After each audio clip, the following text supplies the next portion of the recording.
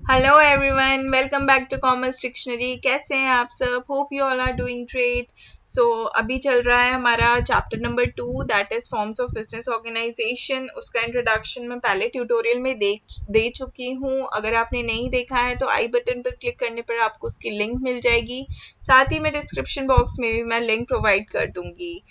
तो let's start with another topic of that chapter. तो आज हम क्या पढ़ने वाले हैं? आज हम पढ़ने वाले हैं अलग अलग टाइप के प्राइवेट सेक्टर एंटरप्राइजेस के बारे में। और सबसे पहला है सोल प्रोप्राइटरशिप।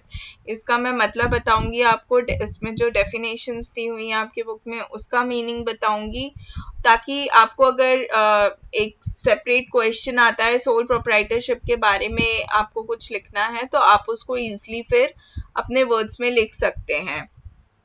ठीक है, तो लेट्स स्टार्ट इट।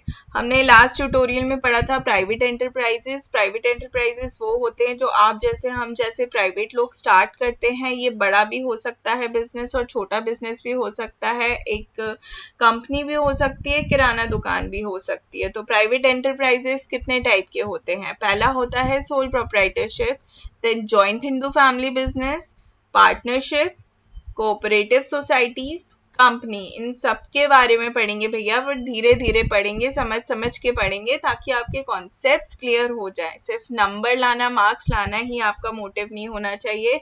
आपके कॉन्सेप्ट्स अभी से जितने जितने क्लियर होते जाएंगे ना, आगे कोई भी करियर पाथ आप लोग सेलेक्ट करते हैं, आपको पढ़ाई करने में बहुत ईजी हो जाएगा। ट्रस्ट मी, आपके बेसिक्स क्लियर हो गए तो आप कुछ भी कभी भी समझ के अपने आप खुद से पढ़ सकते हैं। ठीक है, तो स्टार्ट करते हैं with sole proprietorship. Sole proprietorship का मतलब क्या होता है? अब ये अंकल याद है पिछली ट्यूटोरियल वाले गुप्ता अंकल, शर्मा अंकल, जो भी अंकल जी हमारे प्यारे से, तो उनके पास हम गए और इनसे पूछा कि अंकल इस दुकान का मालिक कौन है आखिर? तो अंकल ने बड़े ताव से अपनी मूंछें उठा के बोला, ये मेरी दुकान है और मैं ही इसका इकलौता मालिक हूँ। मतलब क्या है? अंकल की ही दुकान है भैया, अंकल ही मालिक है। अंकल कौन है? सोल प्रोप्राइटर है। तो सोल का मतलब क्या होता है? ओनली। एंड प्रोप्राइटर का मतलब होता है ओनर, ओनली ओनर।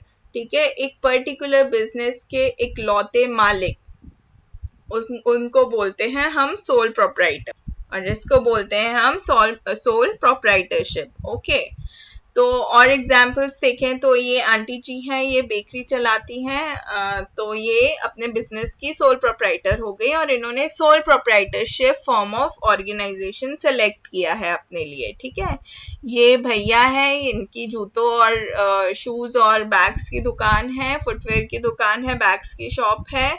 ये अकेले ओनर हैं इसके, ये सोल प्रोप्राइटरशिप है और इनकी फॉर्म ऑफ ऑर्गेनाइजेशन है सोल प्रोप्राइटरशिप। ये पार्लर, ब्यूटी पार्लर तो जाते होंगे, पर अभी तो कोरोना के कारण ब्यूटी पार्लर कोई जा नहीं पा रहा है, अवॉइड ही कर रहे हैं सब।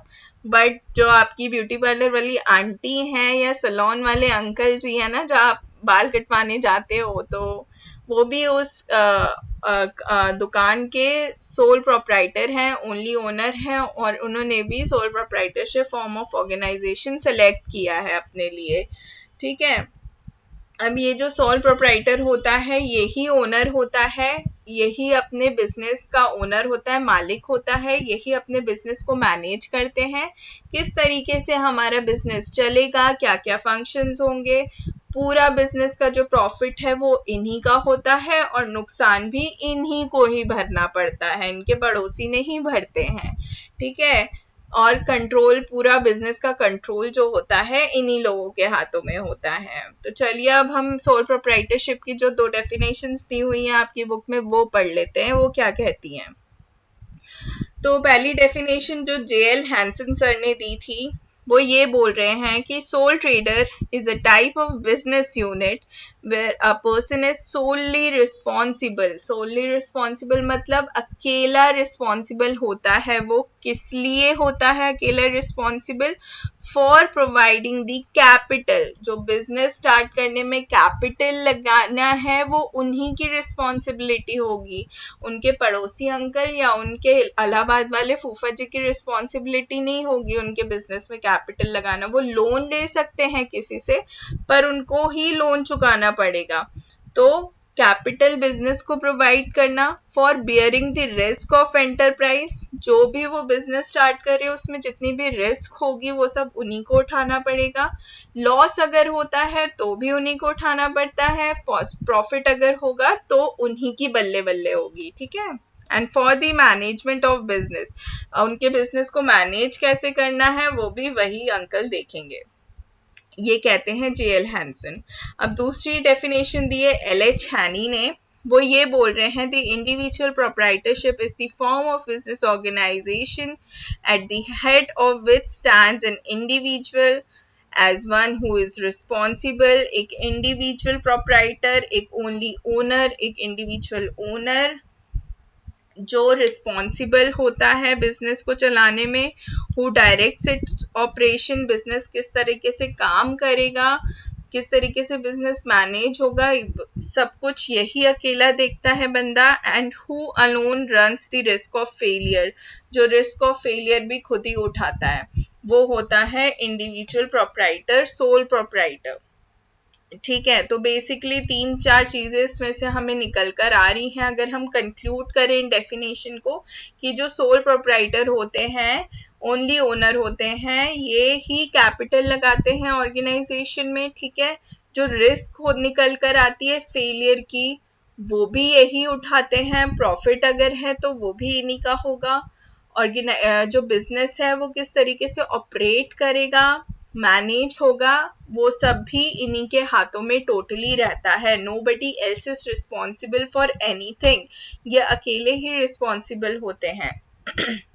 ओके और ये बेसिकली किन फॉर्म्स ऑफ ऑर्गेनाइजेशन के लिए होता है, जो छोटी स्मॉल स्केल हो गई, या जो आपको सर्विसेज अगर प्रोवाइड करनी है, जैसे ये ब्यूटी पार्लर सर्विस हो गया, सैलून सर्विस हो गया, है ना। तो ये सब कौन होते हैं, आपके सोल प्रोप्राइटर्स होते हैं। बेसिकली जिसको ना अभी जो नया नया बिजनेस में होता है और उसको बिजनेस स्टार्ट करना होता है ना, तो बोला जाता है एज अ सोल प्रोप्राइटरशिप ही वो स्टार्ट करे बिजनेस, क्योंकि जो इसके फीचर्स होते हैं ना बहुत इजी होते हैं, फॉर्मेशन क्लोजर बहुत इजी होता है। नेक्स्ट वीडियो में सॉरी नेक्स्ट वीडियो में हम यही पढ़ने वाले हैं कि सोल प्रोप्राइटरशिप के फीचर्स क्या क्या होते हैं। Till then stay tuned, please subscribe कीजिए चैनल को ताकि नेक्स्ट ट्यूटोरियल की नोटिफिकेशन आपको मिल जाए। Thanks for watching my tutorial. पसंद आया तो give it a thumbs up, कोई डाउट हो तो कमेंट कीजिए। टेलीग्राम ग्रुप ज्वाइन कीजिए, हमारा डिस्क्रिप्शन बॉक्स में लिंक दिया है, वहाँ पे आप ही के जैसे प्यारे प्यारे बच्चे हैं, आपको वहाँ पे नोट्स मिल जाएंगे, एमसीक्यूज, केस स्टडीज, सब कुछ अवेलेबल हो जाएगा। साथ ही में शेयर कीजिए विद योर फ्रेंड्स, क्योंकि एज आई ऑलवेज से ज्ञान बांटने से बढ़ता है। तो subscribe my channel. Thanks for watching it. Till then take care, bye bye.